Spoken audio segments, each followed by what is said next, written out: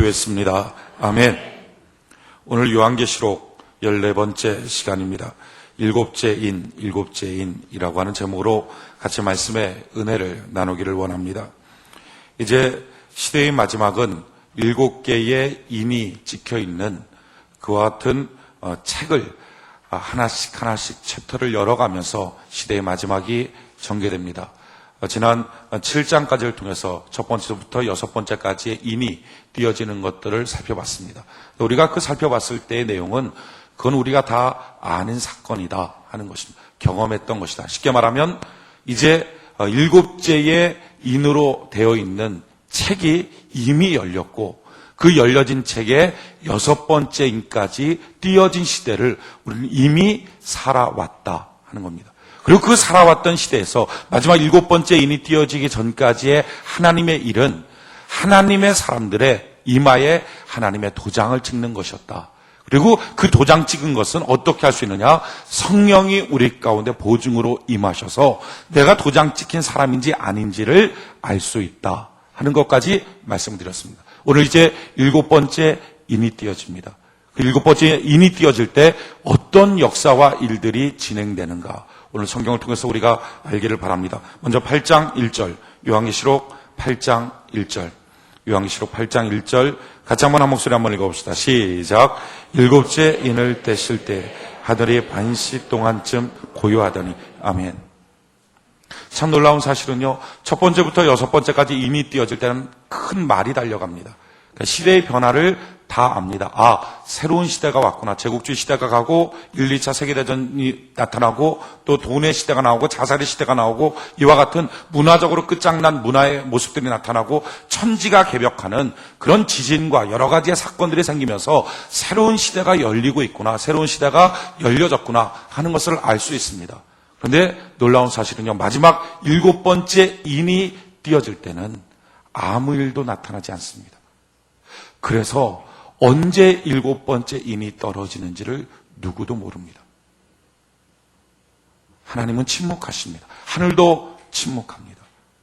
그래서 7번째 인이 떨어지면 언제 떨어졌는지, 무슨 일이 생겼는지 아무도 알지 못합니다. 그래서 사람들은 그냥 살아갑니다. 시집가고 장가가고 밥 먹고 집 사고 회사 다니고 그렇게 사람들은 모르게 움직이고 있지만 그런 순간 어느 날인지 모르지만 하나님의 7째 인이 띄어지는 것입니다. 이때가 성도들에게 있어서 신앙생활을 하기가 참 어려울 때입니다. 기도해도 하나님은 침묵합니다. 그렇게 뚜렷한 응답들이 없습니다. 난 열심히 새벽도 나오고 주일날도 성수하고 11조도 드리고 열심히 주의 일들을 감당한다라고 생각을 하고 신앙생활을 하는데 그렇지 않은 사람들과 자기가 차이가 없습니다. 주일 성수 안 하는 사람 좀 가게가 망했으면 좋겠는데 그건 아닙니다. 더 잘 될 수도 있습니다. 11조 안 하는 사람 좀 돈이 말라야 될 것 같은데 그렇지가 않습니다. 꼭 성경 말씀이 이루어지지 않는 것처럼 보입니다. 성경의 약속들이 아무것도 아닌 것처럼 느껴집니다. 자기 마음속에는 확실하고 자기 마음속에는 증거가 있는데 삶 속에는 그런 사람과 그렇지 않은 사람이 구별이 없습니다. 그래서 자기 스스로 드는 느낌이 야 내가 그렇게 열심히 특별하게 뚜렷하게 신앙생활을 해야 될 이유가 과연 있을까? 그런 마음이 들 정도로 아무런 일들이 나타나지 않습니다. 그래서 신앙생활하다가 이럴 때 실족하기 쉽습니다. 그렇게 열심히 할 필요가 있을까? 그렇게 열심히 달려갈 필요가 있을까? 어차피 비슷한 것 아니야? 다 똑같은 것 아니야? 그렇게 하지 않는 사람들 보니까 전혀 차이가 없던데 침묵하는 시대. 이것이 7째 인이 떨어진 때입니다. 그때 진실한 성도들은 무엇을 해야 합니까? 오늘 2절부터 5절까지 같이 한 목소리 한번 읽어봅시다. 2절부터 5절까지 한 목소리 시작. 내가 보매 하나님 앞에 시위한 7 천사가 있어 7 나팔을 받았더라. 또 다른 천사가 와서 제단 곁에 서서 금 향로를 가지고 많은 향을 받았으니 이는 모든 성도의 기도들과 합하여 보좌 앞 금단에 드리고자 함이라. 향연이 성도의 기도와 함께 천사의 손으로부터 하나님 앞으로 올라가는지라. 천사가 향로를 가지고 단 위에 불을 담아다가 땅에 쏟음에 내성과 음성과 번개와 지진이 나더라. 아멘. 그때 하나님의 사람들은 하나님께 기도하기 시작합니다. 여러분, 하나님의 침묵은 지혜로운 사람에게 있어서 그것은 기회라고 생각이 됩니다. 그런데 미련한 사람은 방종의 시간으로 삼습니다. 집에 아버지가 있습니다. 아버지가 딸아이한테 그렇게 하지 마, 그렇게 하지 마, 그렇게 하지 마. 너 그러면 안 돼? 너 그러면 혼나? 그러다가 어느 날 갑자기 아버지가 딸아이가 그와 같이 움직이는 일에 대해서 침묵하기 시작합니다. 그 침묵은 뭐죠? 진노의 때가 왔다는 겁니다. 그래서 말하지 않는 겁니다. 근데 지혜로운 딸 같으면 야, 이러다 진짜 혼나겠구나. 이때 내가 돌이켜야지 하고 돌이켜서 자기를 겸비하게 만듭니다. 근데 미련한 딸 같은 경우는 야, 이제 아무 말도 안 하네? 날 이제 귀찮게 굴질 않네? 내 마음대로 살아야 되겠네? 하고 방종의 시간으로 삼아버립니다. 7째 인이 떨어지면 하나님은 침묵합니다. 그가 신앙생활을 어떻게 하든 교회도 목사도 그 사람에게 침묵하기 시작합니다. 그랬을 때 지혜로운 사람 같으면 야, 이제 하나님의 때가 됐구나. 큰일 났구나. 이제 내가 겸비함으로 하나님 앞에 온전하게 서 있어야지. 미련한 사람 같으면 이제 됐구나. 이제 내 마음대로 해도 되네. 이제 내가 이겼어. 내 뜻대로 살아도 상관없겠어. 라고 생각하기 시작합니다. 성경에 베드로 사도는 이와 같이 말합니다. 베드로전서 4장 7절로 11절에 만물의 마지막이 가까웠으니 그러므로 너희는 정신 차리고 근신하여 기도하라. 너가 정신을 차리고 지금 어느 때인지를 깨닫고 정신 차리고 하나님의 침묵이 있을 때 도리어 하나님의 일들이 잠잠해진 것처럼 여겨지는 그 시점에 너가 정신 차리고 근신하여 깨어 기도하라 라고 말씀합니다. 7째 인이 떨어지는 것이 어느 때인지 모릅니다. 분명한 사실은 지금 6째 인이 이미 떨어졌고 7째 인에 나타나는 시기까지 되고 있을 때에 문제는 7째 인이 떨어지는 것이 어느 때인지가 느껴지지 않는다 하는 겁니다. 그러나 분명히 7째 인이 떨어지고 나면 하나님은 하나님의 시간으로 30분 반시를 계산하실 겁니다. 그리고 그때부터 인간이 가히 상상하지 못했던 하나님의 진노의 나팔이 불려지기 시작할 것입니다. 그 진노의 나팔 첫 번째가 뭡니까? 요한계시록 8장 7절. 요한계시록 8장 7절. 요한계시록 8장 7절. 같이 한번 한 목소리 한번 읽어봅시다. 시작. 첫째 천사가 나팔을 부니 피 섞인 우박이여 불이 나서 땅에 쏟아지매 땅의 3분의 1이 타서 사위고 수목의 3분의 1도 타서 사위고 각종 푸른 풀도 타서 사이더라. 아멘. 첫 번째 나팔을 봅니다. 그럴 때 하늘에서부터 우박이 쏟아지는데 우박만 맞아도 사람이 죽죠. 유럽 같은 경우에는 우박이 떨어지는데 보통 어린아이 머리만한 우박이 떨어집니다. 약 10kg 정도 무게가 되는 우박이 떨어져요. 그러니까 그게 떨어지면 차가 그냥 뻥뻥 뚫려버립니다. 근데 그 우박과 동시에 피가 떨어지고 위에서 불이 떨어졌더라 하는 겁니다. 그래서 땅의 3분의 1이 다 불타버립니다. 못 쓸 땅이 돼버립니다. 지금 이 사건은 우리가 한 번도 역사적으로 경험해보지 않은 사건입니다. 따라서 아직 첫 번째 나팔이 불지 않았다 하는 걸 알 수 있습니다. 그런데 그날이 온다는 겁니다. 이 지구상의 3분의 1의 숲과 3분의 1의 나무와 3분의 1의 땅이 한꺼번에 하루아침에 싹 불타버리고 우박이 떨어지는 그와 같은 날이 온다 하는 겁니다. 두 번째 나팔을 봅니다. 8절, 9절. 같이 한 목소리 한번 읽어봅시다. 시작. 둘째 천사가 나팔을 보니 불붙은 큰 산과 같은 것이 바다에 던지음에 바다의 3분의 1이 피가 되고 바다 가운데 생명 가진 피조물들의 3분의 1이 죽고 배들의 3분의 1이 깨어지더라. 아멘. 큰 불붙은 산 같은 것이 바다로 떨어집니다. 그럴 때 바다의 3분의 1이 다 피가 돼버립니다. 그리고 바다 가운데 생명 가진 모든 물고기들, 피조물들의 3분의 1이 하루아침에 죽습니다. 그 썩은 오염의 냄새. 그리고 다니던 배가 3분의 1이 한꺼번에 다 깨져버립니다. 지금부터 26년 전이죠. 그러니까 통계라고 말할 것도 없는데 1980년도에 떠다니던 상업용 배가 25,000척이었습니다. 그러니까 8,000척 정도가 하루아침에 폭파되는 겁니다. 근데 뭐 지금으로 따지면 뭐 훨씬 더 숫자가 뭐 어마어마하겠죠. 몇십만 척이 하루아침에 다 폭파되는 그런 날들이 온다 하는 거예요. 이게 지금 하루에 진행되는 사건입니다. 그 다음에 셋째, 10절, 11절, 10절, 11절 같이 한번 한 목소리 한번 읽어봅시다. 시작. 셋째 천사가 나팔을 부니 횃불같이 타는 큰 별이 하늘에서 떨어져 강들의 3분의 1과 여러 물샘에 떨어지니 이 별 이름은 쑥이라. 물들의 3분의 1이 쑥이라며 그 물들이 쓰게 됨을 인하여 많은 사람이 죽더라. 아멘. 강의 3분의 1, 샘들의 3분의 1, 물의 오염. 그래서 물 먹은 사람들이 다 죽어버리는 그 같은 일들이 나타난다 하는 거예요. 12절. 넷째 천사가 나팔을 불 때 12절 같이 한번 한 목소리 읽어봅시다. 시작. 넷째 천사가 나팔을 부니 해 3분의 1과 달 3분의 1과 별들의 3분의 1이 침을 받아 그 3분의 1이 어두워지니 낮 3분의 1이 비침이 없고 밤도 그러하더라. 아멘. 해와 달과 별들의 빛이 3분의 1이 없어집니다. 빛이 없어지면 어떤 역사가 일어날까요? 어두운 것뿐만 아니라 식물들과 동물들의 살 길이 없습니다. 사람도 마찬가지죠. 각종 질병, 곰팡이 세균, 박테리아 세균들의 번식들이 감당할 수 없이 많아지죠. 그 다음에 13절 같이 한번 읽어봅시다. 시작. 내가 또 보고 들으니 공중에 날아가는 독수리가 큰 소리로 이르되 땅에 거하는 자들에게 화가 있으리로다. 이외에도 새 천사의 불 나팔 소리를 이남이로다 하더라. 독수리들이 날아다녀요. 독수리는 살아있는 것을 먹지 않습니다. 죽어있는 것을 먹죠. 죽음 가운데 모여있는 게 독수리입니다. 독수리가 지구상에 왔다 갔다 하면서 죽음의 시대를 지금 보고 있습니다. 그러고 나서 다섯 번째 천사가 나팔을 부릅니다. 9장 1절 같이 한번 한 목소리 읽어봅시다. 시작. 다섯째 천사가 나팔을 불매 내가 보니 하늘에서 땅에 떨어진 별 하나가 있는데 저가 무저갱의 열쇠를 받았더라. 다섯째 천사가 나팔을 불었더니 무저갱의 열쇠를 갖고 무저갱의 문을 엽니다. 무저갱 안에는 가지가지 악령들이 있습니다.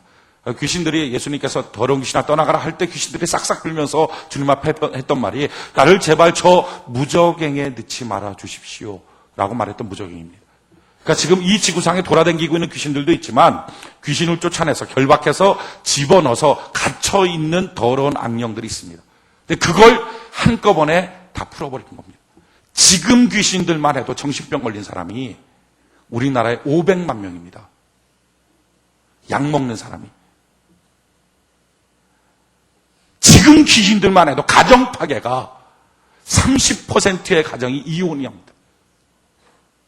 지금 귀신들만 해도 가지가지 알 수 없는 질병과 고통과 눈물 가운데 지내는 사람들이 허다하게 많습니다. 그런데 무저갱에 갇혀있던 모든 귀신을 한꺼번에 다 풀어버립니다. 온 세계상에 있는 옥에 있던 죄수들을 한꺼번에 다 풀었다면 세상의 혼란이 어떨까요? 그런데 그건 뭐 약가죠. 귀신들을 한꺼번에 풀어버려요. 풀어버리니까 어떤 일들이 나타나죠? 2절, 3절, 9장 2절, 3절 같이 한번 한 목소리 읽어봅시다. 시작. 저가 무저갱을 여니 그 구멍에서 큰 풀무에 연기 같은 연기가 올라오매 해와 공기가 그 구멍의 연기로 인하여 어두워지며 또 황충이 연기 가운데로부터 땅에 나오매 저희가 땅에 있는 전갈의 권세와 같은 권세를 받았더라. 그들이 나왔어요. 근데 나왔는데 전갈 같은 모습이었다라는 겁니다. 근데 전갈 같은 모습을 갖고 뭘 하느냐? 5절, 6절 같이 한번 한 목소리 읽어봅시다. 시작. 그러나 그들을 죽이지는 못하게 하시고 5달 동안 괴롭게만 하게 하시는데 그 괴롭게 함은 전갈이 사람을 쏠 때의 괴롭게 함과 같더라.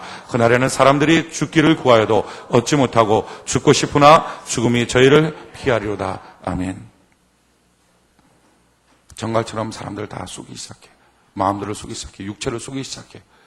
아파서 견딜 수가 없는 거죠. 그래서 자살하고 싶어요. 근데 자살도 안 된다는 겁니다.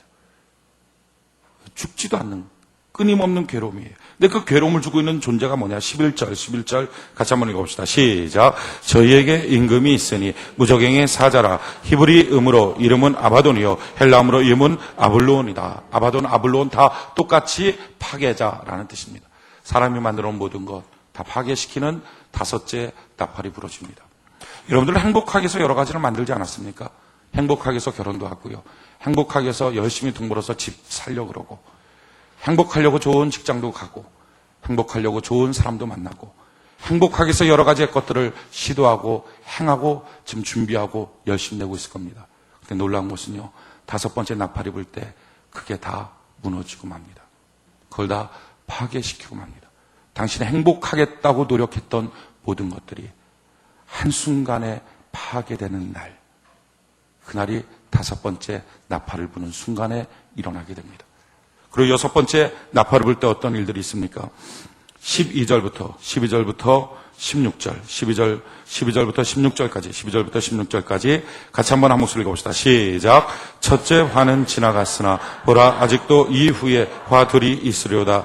여섯째 천사가 나팔을 불매 내가 들으니 하나님 앞 금단 네 뿔에서 한 음성이 나서 나팔 가진 여섯째 천사에게 말하기를 큰 강 유브라데에 결박한 네 천사를 놓아주라 하매 네 천사가 놓였으니 그들은 그년 월일 시에 이르러 사람 3분의 1을 죽이기로 예비한 자들이더라. 마병대의 수는 2만만이니 내가 그들의 수를 들어노라. 아멘.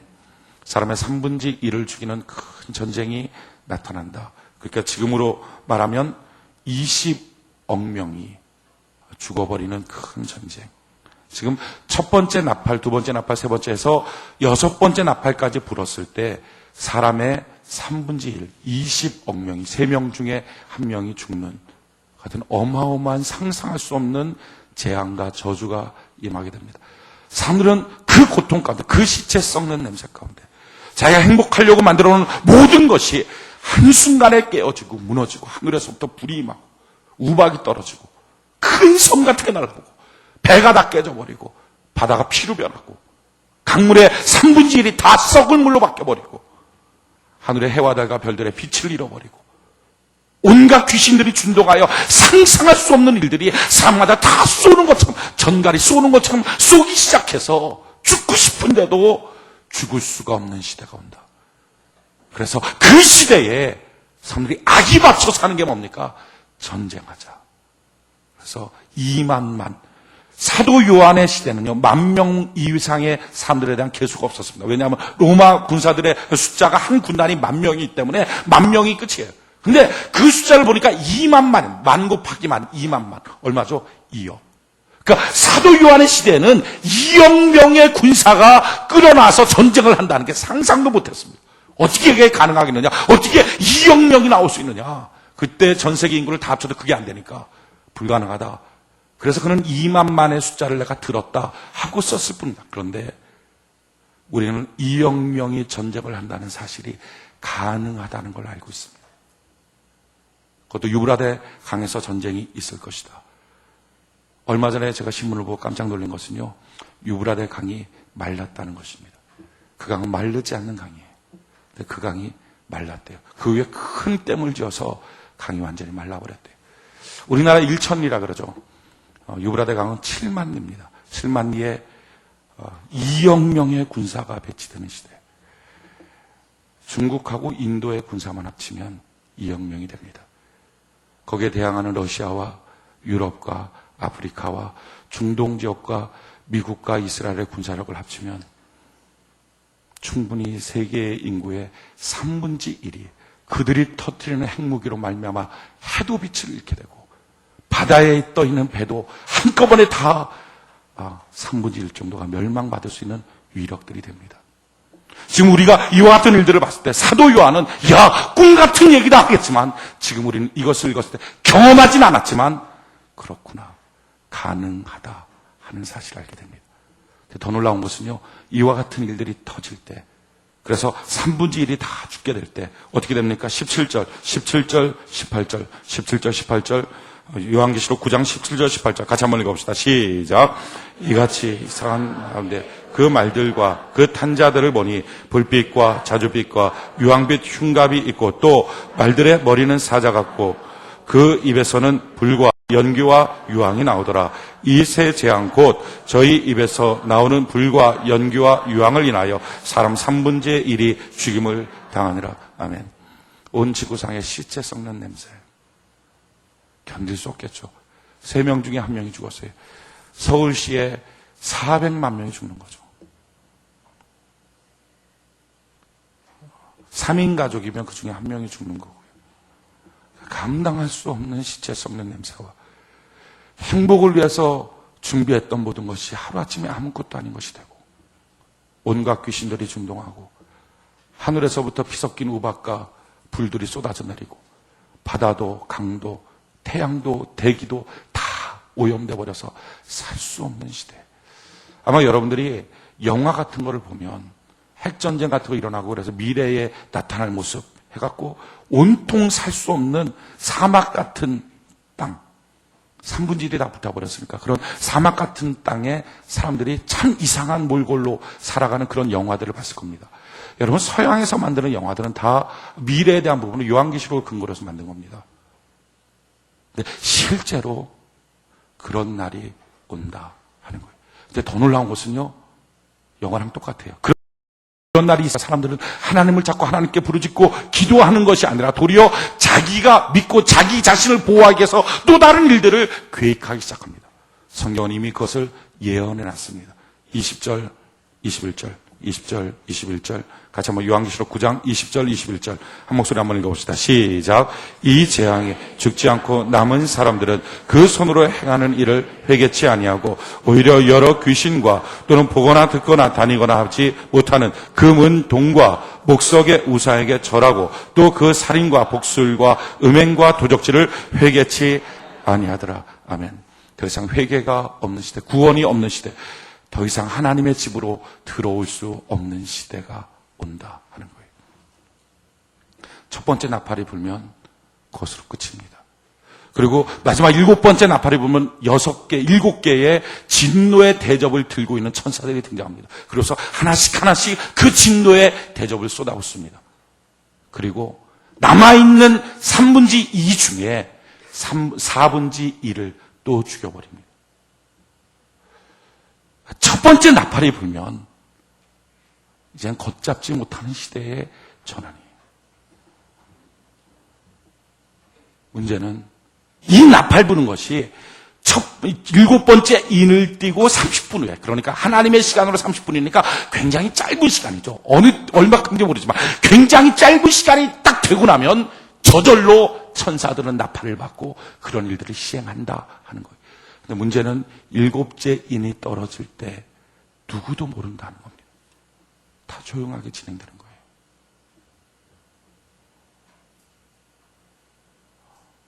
어쩌면 7째 인이 벌써 떨어졌는지도 모르는 시대로 우리가 살아가고 있다 하는 것입니다.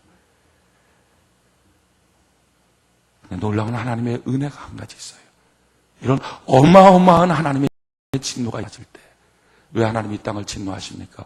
모든 사람들이 패역하여 하나님을 떠나고 창조주 하나님을 알되 그를 향하여 영광을 돌리지 않고 자기 마음대로 정과 욕심에 이끌려서 마음대로 살아가는 이 땅을 노아의 시대와 같이 내가 이 땅에 사람들을 만들었음을 한탄한다, 쓸어버리리라 해서 두 번째 심판이는 이 시대에 은혜를 입었던 노아가 있었던 것처럼 이 시대에도 하나님의 은혜가 있다는 거예요. 그 은혜가 무엇입니까? 9장 4절 요한계시록 9장 4절 요한계시록 9장 4절 같이 한번 목소리 한번 읽읍시다. 요한계시록 9장 4절 한 목소리 시작. 저희에게 이르시되 땅에 풀이나 푸른 것이나 각종 수목은 해하지 말고 하나님의 입맞지 아니한 사람들만 해하라 하시더라. 입맞지 않은 사람들, 그들만 해하라. 하나님의 입맞은 자들, 그들은 철두철미하게 내가 그날 그 첫 번째 나팔이 부는 그 시간부터 완전하게 눈동자처럼 보호해 주리라 하는 거예요. 할렐루야. 입맞았다는 게 뭡니까? 하나님의 도장 찍었다. 여러분은 어느 거에 도장 찍죠? 내 거에 도장 찍습니다. 그래서 내 집이라고 할 때 집무소에 도장을 찍습니다. 그러니까 하나님의 소유가 된 자들은 하나님이 철두철미하게 그날에 보호하여 주게 될 것이다 하는 것입니다. 저는 그러기에 여러분들이 하나님의 소유되는 은혜가 있기를 바랍니다. 입맞았다는 걸 어떻게 보증을 할 수 있습니까? 성령의 기름 부음이 있는 사람들이 그렇구나, 내가 입맞았구나, 주여 감사합니다. 마지막 그때 주님의 알뜰한 손길 가운데 내가 보호받게 되겠군요. 주님 입맞은 거에 감사하며 주님의 소유로 살아가게 하여 주시옵소서. 이것이 첫째 나팔이 불기 전까지 사람들이 해야 될 것입니다. 아직도 예수 믿지 않는 사람들 와서 하나님의 소유가 돼야 되고요. 기왕이 하나님의 소유가 된 사람들은 더 확실하고 분명하게 하나님의 사람으로 바뀌어져야 합니다. 그런데 지금 여러분들이 이 말씀을 들을 때, 야, 무슨 그렇게 지어낸 얘기처럼 웃기는 얘기냐. 특히 오늘 교회 처음 나오신 분들은 이게 교회구나. 지네들끼리 어마어마한 재앙이 온다 그러고 지네들은 다 산다 그러고, 야, 무슨 미신단지 같은 얘기냐. 말도 안 되는 얘기다. 그렇다고 뭐 이마에다 도장 맞아. 무슨 도장 찍어놓고 다녀. 말도 안 되는 얘기 하지 마라 하시는 분들이 있을 겁니다. 제가 읽어도 동화 같습니다. 경험해보지 않은 책이라서 이렇게 동화 같은 거예요. 우리가 7장까지는 경험해본 거라서 정말 실감나죠. 근데 8장서부터는 경험된 내용이 아니라서, 특히 도장 맞은 자들은 내가 다 보호해주겠다. 뭐 나머지는 다 죽는다. 인간의 3분의 1이 죽는다. 할 때, 야, 이게 무슨 실감나게 받아들이는 사람이 어디 있겠어요? 무슨 동화 같은 얘기다 하겠지만, 사실은요, 하나님이 이와 똑같은 일을 이미도 한번 하셨습니다. 그게 출애굽 사건이었어요. 우리가 잘 아는 것처럼 이스라엘 백성들 200만 명이 애굽에서부터 나올 때에 10가지 재앙이 애굽에 임합니다. 근데 그것이 그 땅에 상상할 수 없는 재앙이었지만 이스라엘 백성들에게 있어서는 알뜰한 하나님의 보호와 기적이었습니다. 성경 한번 봅시다. 출애굽기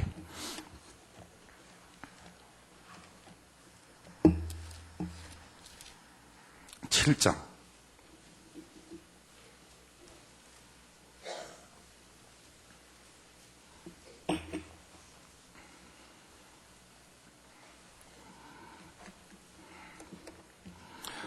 출애굽기 7장.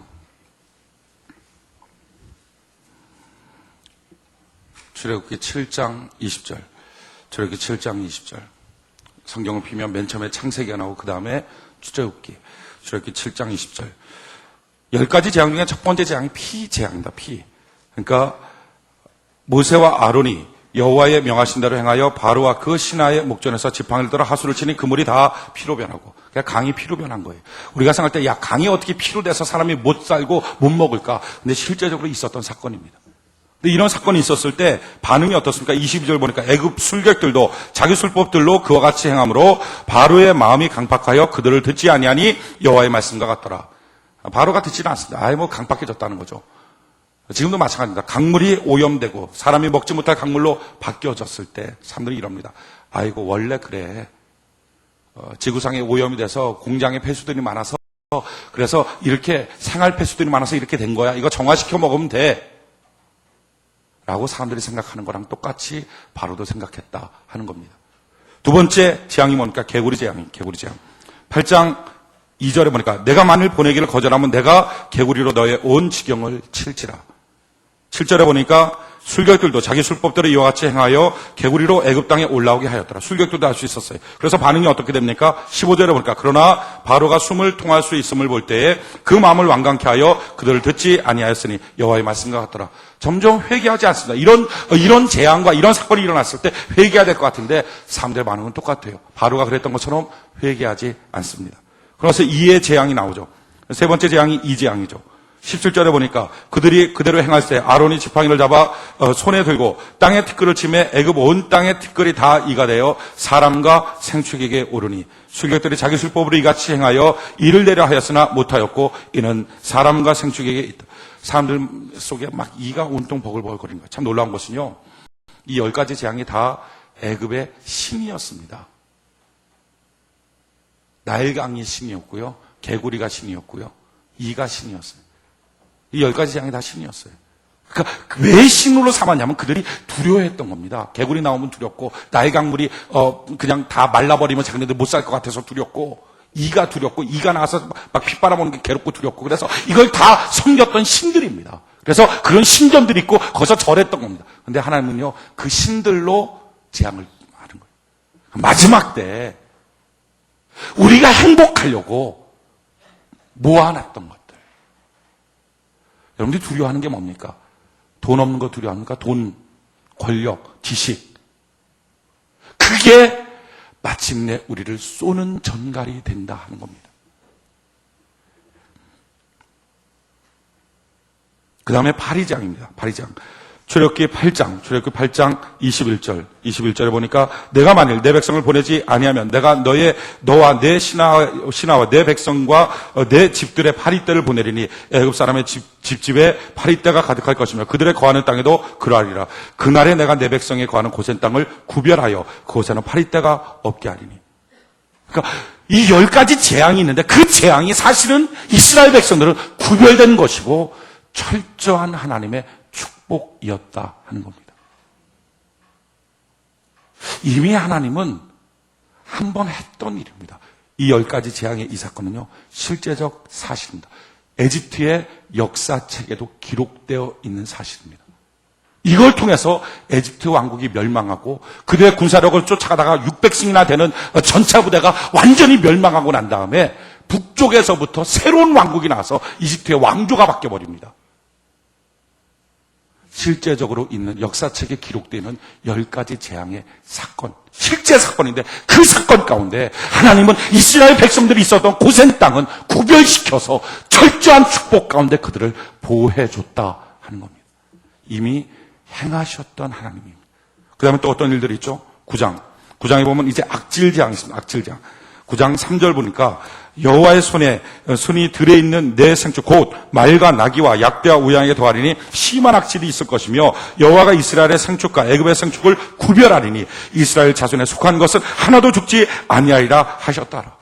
하나님께서 이스라엘 사람들의 재물을 철두철미하게 보호하여 주었다는 것. 따라서 이 시대가 오면 하나님 안에서 하늘의 재물의 복을 받은 사람과 땅에서 돈 번 사람은 확실하게 갈라집니다.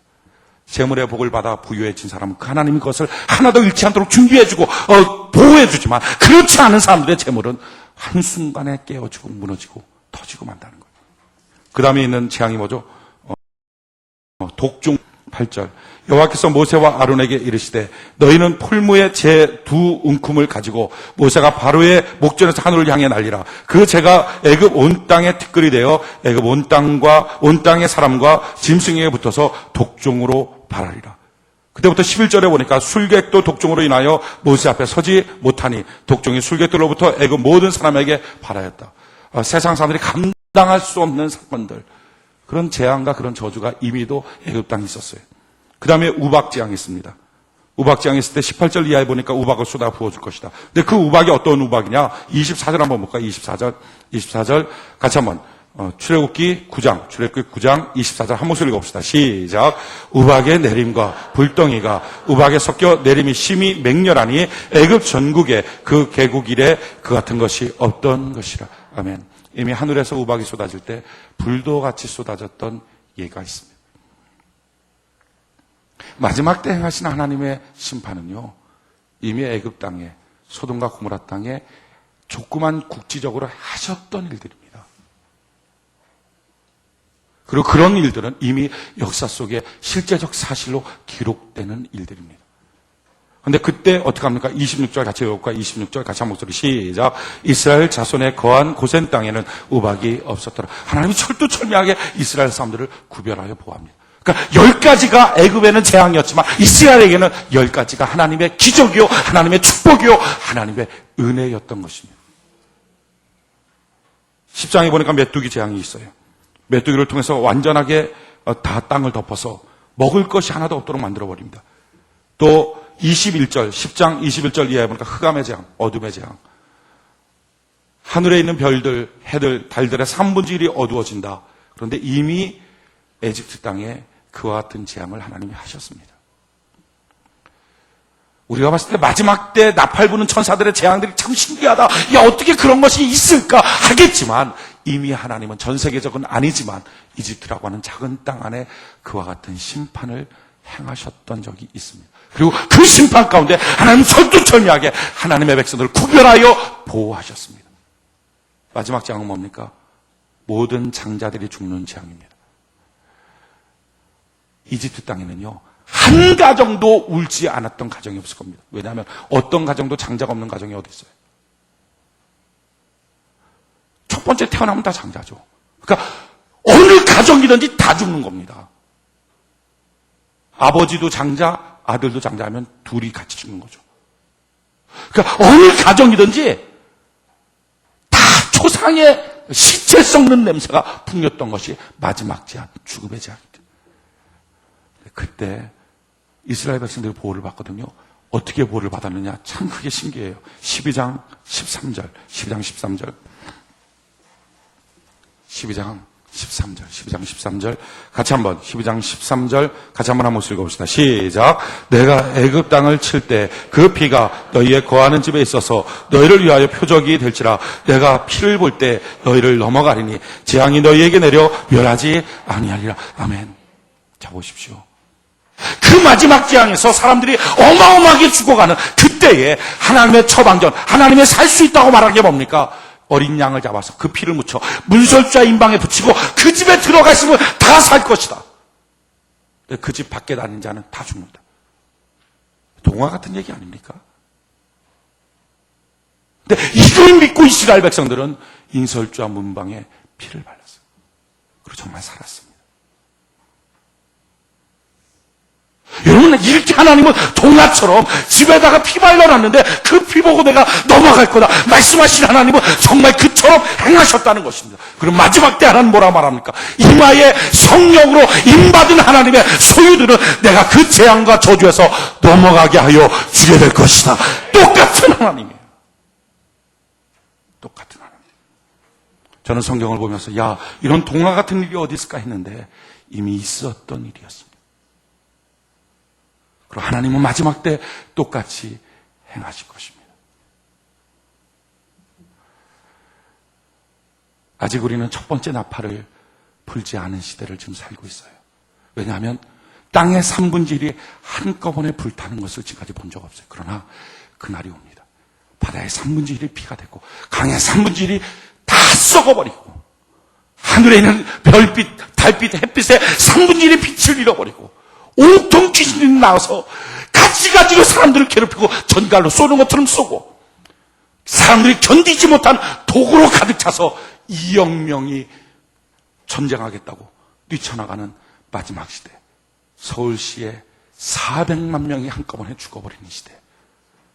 모든 집마다 조상의 말들이 있고 모든 집마다 시체 썩는 냄새가 나고 우리가 행복하려고 쌓았던 모든 것들이 한순간에 무의미하게 무너지고 깨지고 그것이 자기 인생의 괴로움의 터전이 되어버리는 그 시대가 온다는 거예요.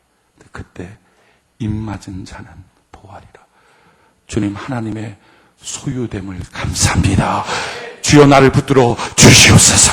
입맞은 자의 특징이 뭐랍니까? 지난주에 말씀드렸던 것처럼 입맞았다는 것은 그 보증으로 우리가 영적으로 입맞았기에 육신으로 보이지 않습니다. 그러나 그 보증으로 성령을 주셨다 하는 것입니다. 고린도후서 같이 한번 찾아봅시다. 다시 한번 읽어봅시다.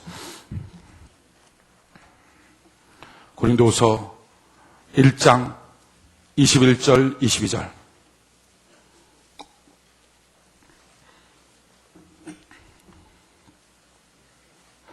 고린도후서 1장 21절 22절 같이 한 목소리 한번 읽어봅시다. 고린도후서 1장 21절 22절 한 목소리 시작. 우리를 너희와 함께 그리스도 안에서 견고케 하시고 우리에게 기름을 부으신 이는 하나님이시니 저가 또한 우리에게 인치시고 보증으로 성령을 우리 마음에 주셨느니라. 아멘. 참 놀라운 사실은요, 인치시고 보증으로 성령을 부어주셨다. 내가 입맞았다는 사실을 어떻게 아느냐? 하나님의 소유가 됐다는 사실, 마지막 때 철두철미한 하나님의 보호 가운데 산다는 사실을 어떻게 아느냐? 내 안에 성령이 계시면 된다. 그런데 더 놀라운 사실은요, 우리가 알잖아요. 구하고 찾고 두드리라. 구하는 자마다 성령을 부어 주시리라. 그러니까 마지막 입맞는 자들의 특징은 뭡니까? 하나님이 넌 안 돼, 넌 돼, 그게 아니라 누구든지 주의 성소에 나서 하나님, 나는 성령 없으면 못 살겠습니다. 성령님 내게 임하여 주시고 나를 다스려 주시고 나를 통치하여 주시옵소서. 그런 사람들은 다 성령을 주시며 하나님은 인을 쳐주시겠다는 것입니다. 그리고 그 입맞은 자는 마지막 나팔이 부는 그 시간부터 걷잡을 수 없는 세상의 변화 가운데 하나님은 알뜰하게 고센 땅에는 이스라엘 백성들을 보호하듯이 보호하여 주시겠다는 거예요. 저는 우리 교회에 있는 모든 성도들이 그냥 교회 왔다 갔다 하지 말고 성령을 구하여 성령의 침례를 받는 은혜가 있기를 바랍니다. 성령 침례 받았다는 특징이 뭡니까? 그 배에서 생수의 강이 흐르기 시작하는 것입니다. 감정이 바뀌는 거예요. 생각이 바뀌는 거예요. 말투가 바뀌고 표정이 바뀌고 예배드리는 삶의 모습들이 바뀌어지는 거예요. 하나님은 침묵하시는데, 하나님은 특별한 어떤 은혜를 부어주지도 않는 것 같은데, 하나님 특별하게 내 삶을 도와주지 않는 것 같은데, 성령 받은 사람의 특징은요, 그렇게 침묵하고 계신 하나님 앞에서도 두려워 떨 줄 알아요. 함부로하는 사람들이 있는데 그 함부로하는 사람들이 막 왔다 갔다 하는 것들을 보면서도, 아니야, 하나님은 침묵하지만 지금이 하나님이 보고 계시고 역사하시는 때야 하면서 막 두려워 떨 줄 알아요. 가정 안에서도 그 하나님 앞에, 그 존전 앞에 있음을 알고 두려워 떨 줄 알아요. 회사 생활에서도 두려워 떨 줄 알아요. 하나님을 바라보고 하나님 앞에 두려워 떨 줄 알아요. 그 하나님께 찬양하고 그 하나님을 사랑하고 그 하나님의 뜻대로 섬겨가며 자기의 마음의 태도에 바뀌어지는 것들이 나타나기 시작해요. 저는 우리 교회는 모든 성도들이 성령의 기름 부음을 받는 은혜가 있기를 바랍니다. 구하십시오. 구하면 하나님은 허락하여 주시는 것입니다. 구하는 거예요. 그리고 이미 성령의 충만함을 받았다면 이제 하나님의 입맞은 자로서 그 안에 거룩하고 정결하게 살아가십시오. 여러분, 우리는 처음에는 하나님의 소유가 아니잖아요. 정말 우리 아비가 마귀인 것처럼 그렇게 우리 멋대로, 우리 고집대로, 우리 정욕대로는 살았던 기질들을 갖고 있어요. 근데 하나님 우리에게 도장을 찍었어요. 너는 내 것이야 하고 성령을 부어줬어요. 그래서 우리에게 필요한 건 뭡니까? 내게 주어진 그 성령 하나님과 같이 동행하면서 자꾸 나의 기질과 나의 체질을 주님 맞도록, 주님 소유권이 인정되도록 나를 자꾸 만들어가는 거예요. 하나님, 내 혀가 주님 앞에 복종되는 혀가 되게 하여 주시옵소서. 거짓은 뽑혀나가고 복된 말이 선포되고 전도하는 입술 되게 하여 주시옵소서. 내 손이 주님 앞에 복종되는 손이 되게 하여 주시옵소서. 내 발이 주님 앞에 복종되는 발이 되게 하여 주시옵소서. 그렇게 만들어가는 거예요. 그런 사람이 복 있는 사람이에요. 출애굽 시대는 집에 문설주야 임방에 어린 양의 피를 묻힌 자는 살았습니다.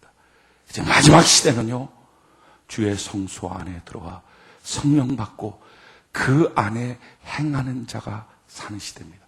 그래서 성경은 말이에요, 주의 성소 안에 거하며 그 안에서 마음을 바꾸고 하나님을 의지하는 그 사람이 복이 있다. 성경 한번 찾아봅시다. 시편 84편.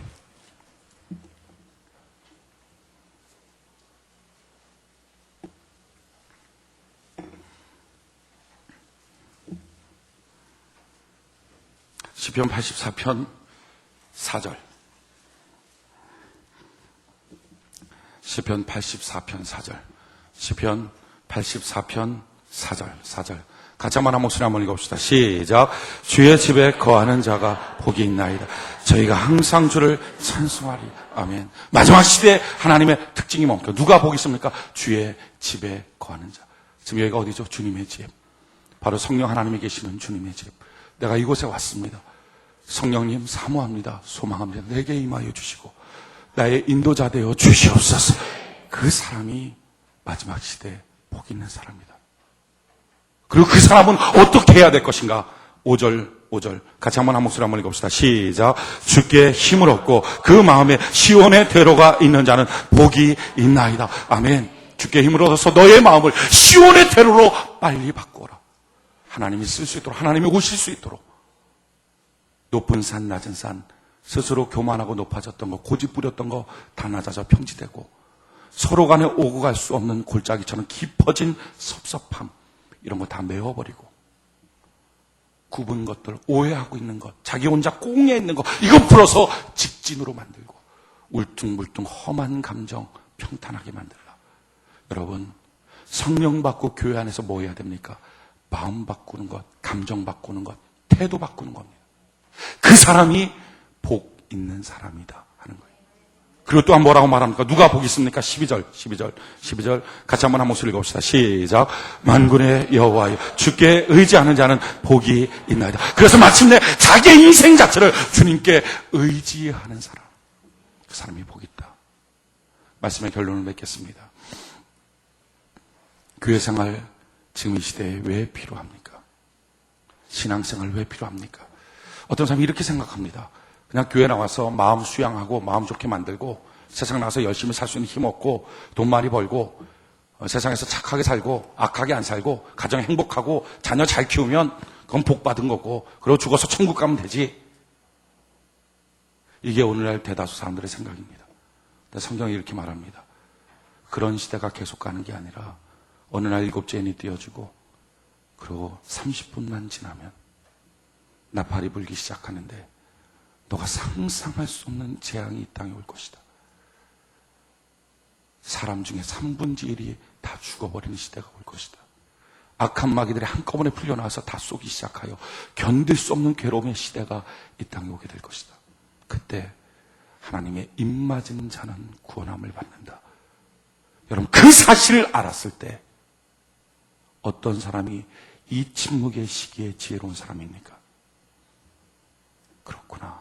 지금 내가 입맞기를 원합니다. 성경은 말해요. 입맞은 것 어떻게 할 수 있느냐? 성령이 부어주시게 될 것이다. 보증으로 성령이 오신다. 근데 놀라운 것은요, 그 성령은 구하면 주신다. 그래서 복 있는 사람이 누굽니까? 먼저 주의 집에 오는 사람이에요. 성전에 나오길 바랍니다. 예배 시간에 나오길 바랍니다. 나서 뭘 해야 됩니까? 성령님 내게 임하여 주시옵소서.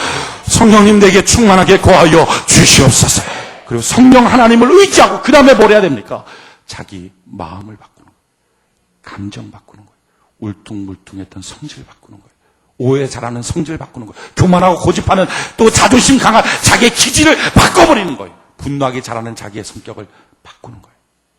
그럼 마침내 하나님을 의지하는 체질로 자기를 만드는 거예요. 그 사람이 보호받는다 하는 것입니다. 그러기에 교회 생활, 신앙생활 그냥 하지 맙시다. 저는 이 경고의 말씀 이대로 하나님이 하나님의 때 행하실 걸 확실하게 믿습니다. 왜냐하면 이전까지 있었던 모든 성경에 있는 예언은요, 단어 하나 틀리지 않고 그대로 이루어졌습니다. 예수님 오기 600년 전에 예수님께서 베들레헴에 태어나신다는 기록 그대로 태어나셨고, 예수님이 은 30냥이 팔려가신다는 기록 그대로 팔려가셨고, 판자가 목매달아 죽고 그리고 자기 그 돈을 던져서 빚값으로 피밭을 만들 것이라고 하는 시편의 다윗 시대의 예언을 그대로 하나님은 똑같이 단어 하나 틀리지 않고 그대로 이루셨습니다. 예수님에 대한 예언뿐일까요? 다른 모든 예언도 마찬가지입니다. 요한계시록 7장까지 있었던 모든 예언이 하나도 틀림없이 다 이루어졌다면 요한계시록 8장 이후서부터의 하나님의 예언도 저는 이루어질 걸로 확신합니다. 경험해보지 않은 시대입니다. 저도 모르고 여러분도 모르는 시대입니다. 언제 올지도 모르는 시대입니다. 그러나 분명한 것은 6번째 인이 이미 떨어졌고 7번째 인은 언제 떨어지는지 모른다는 것입니다. 나팔 불면 끝난 겁니다. 그 전까지 성령 받고, 그 전까지 기질 바꾸고, 그 전까지 감정 바꾸고, 그 전까지 교회 생활하면서 자기의 태도 바꾸고, 삶의 모습 바꾸고, 그 전까지 정결한 자로 바뀌어져야 합니다. 지혜로운 사람은 지금을 기회로 할 것입니다. 주님, 지금 나를 바꾸어 주시옵소서. 지금 나를 새롭게 하여 주시옵소서. 놀라운 하나님의 보호하심과 특별한 섭리가 출애굽 시대 이스라엘 백성들에게 임하였던 것처럼 오늘날도 성령의 임받은 주의 백성들에게 그에게 임하고 주의 집에 거하는 복 있는 자들을 하나님 보호하시고 지켜주시게 될 것입니다. 우리 자기 가슴에 손을 얹으십시다.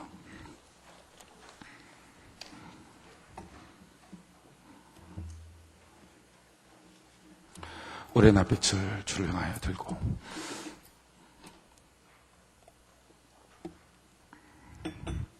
이 시간 우리 하나님께 기도할 때